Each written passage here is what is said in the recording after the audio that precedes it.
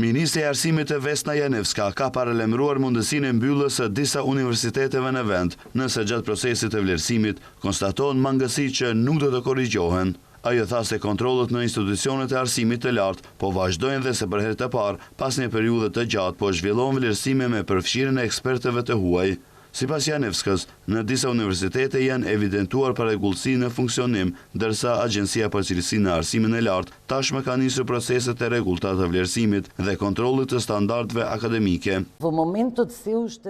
Vlerësimet e para që po bëhen me ekspertë të huaj tregojnë se në disa universitete puna është e mirë, por në disa universitete të tjera do t'u hiqen akreditimet. Ne I respektojmë afatet ligjore dhe procedurat, pasi të përfundojnë afatet për ankesa dhe mundësitë për korrigjim, ato institucione që nuk do t'i përmirësojnë mangësitë do të mbyllen gradualisht.